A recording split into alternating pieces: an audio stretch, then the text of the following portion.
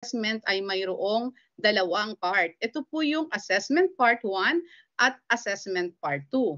Dito po sa assessment part 1, meron po tayong, para po sa grade 1, wala po kayong mahahanap na Filipino dyan. So nandito po tayo sa MT, G1 MT Reading Score Sheet. Ito na rin po yung katumbas ng Filipino. Yung MT po ay mother tongue. So dito po tayo magsimulang mag-enter. Dito po sa task 1, meron po yung 10 babasahin si bata ng mga letters. Ipapa-identify po yung sounds. So kunyari po ang bata ay naka-score lang po ng 5. So ano pong mangyayari kapag 5 lang ang score niya out of 10? Nakita nyo po na nag-blacken po itong task 2. So ibig sabihin magra-rhymes po muna siya. Pag nag-rhymes na po, dito may 1 to 10 din po na score. Kailangan po maka 6 or maka 7 to 10 yung bata para makita po natin kung ano yung maging result. Dito po sa grade 1, medyo mahigpit sila unlike sa grade 2. Pakita ko po muna dito sa 1 to 10, kung ang bata po ay kahit naka-perfect siya, hindi pa rin po siya magpo-proceed sa task 2. Okay, hanggang dito na lang po yung bata. Hindi na ang score niya po ay total niya is 15, magiging moderate refresher po siya. Hindi po siya makaka-proceed sa sentence. Ito po nakita nyo, naka-blacken na po siya. Hanggang doon po sa part 2, wala na pong pwedeng i-encode. So ito po yung mga mangyayari kapag ang score ng bata ay mababa. So sana po inaasahan naman natin na medyo matagal na naman po na nagturo si teacher. So marami naman na po sigurong makakabasa. So ang ipapakita ko naman po ngayon ay yung mga pasado or yung magpuproceed sila sa hanggang part 2. Dito po, let's say naka-7 ang bata natin. Ang diretso na po ito sa automatic po nandito na siya sa sentence. Hindi na po siya dadaan pa sa rhymes.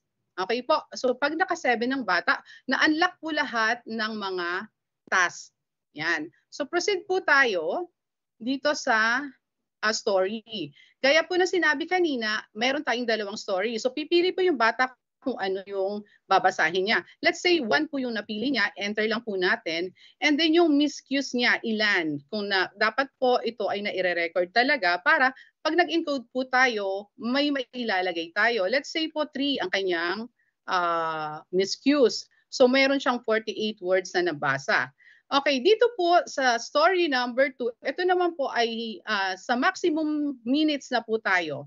Sa minutes po, naka-maximum po ito ng 1 minute and yung seconds po hanggang 59 lang. Hindi po siya pwedeng enteran ng hanggang 2 minutes. Okay, hindi niya po yan tatanggapin. So 1 minute kung napakatagal talaga ng bata magbasa and then 59 seconds. So yan lang po ang pwede nating i-enter dito. Pag nag-2 na po, 2 minutes, hindi na po siya tatanggapin. So kagaya po kanina, sinasabi na kailangan po naka-allotted lang talaga tayo sa 2 minutes. So mag-i-stop na po yung bata kahit hindi pa po niya natatapos yung buong passage o yung story. Okay, next po, ito na po yung mga result. Automatic po lahat yan. Meron na po tayong word per minute. Ito yung 24. And then yung percent niya correct word is 94%. Sa total correct answer, sa bawat po story, may 5 questions para po sa grade 1. Kung, let's say po 3 lang ang nakuha ng bata.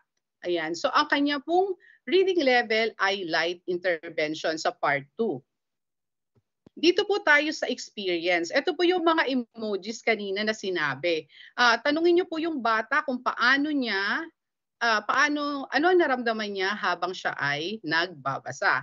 So kung medyo hindi okay ang kanyang sinabi, kung ano po yung naramdaman niya, yun po ang ilalagay. Let's say 2 kasi hindi nga po, let's say 3, yan. So doon lang siya sa average. Yan. Sa observation naman po, ito yung paano mo na-observe yung bata habang nagbabasa. Meron po tayo dyang 4 na level. Ito may drop down po tayo dyan. Pwede na lang po kayong mamili sa observation level. Ayan, may level 1 po ay reads word by word.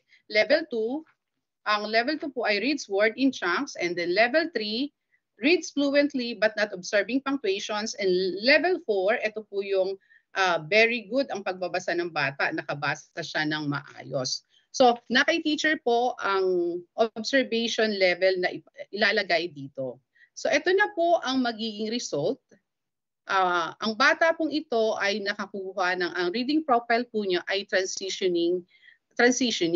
So, paano po natin ito makikita kung ano po ba yung paano po ito nangyari? Nandito po yung scoring reference. Andito rin po siya sa tab.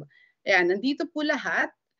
Medyo kailangan lang pong aralin para po maintindihan natin. Pero available po ito lahat dito. Pwede nyo po yung buksan. Pag naibigay na po sa inyo ang link.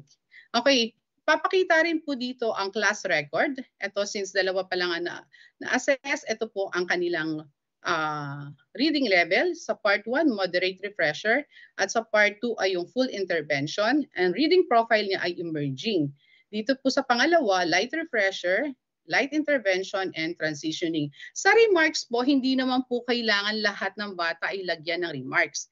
So kung ano naman po yung remarkable talaga, kung ano yung nakita nyo habang nagbabasa yung bata, yun lang po yung ang ilagay natin. Kagaya po sa amin, meron kaming mga SPED. So meron po talaga kaming mailalagay sa remarks. Pero pag sa iba po naman, hindi naman po kailangan lahat ng bata ay may remarks. So yun po, ito po yung class summary. Ito po yung dapat ma-provide ni advisor para po maibigay niya sa reading grade level coordinator nila para po makapasa po ng school summary. So yan po, lahat po yan ay available dito po.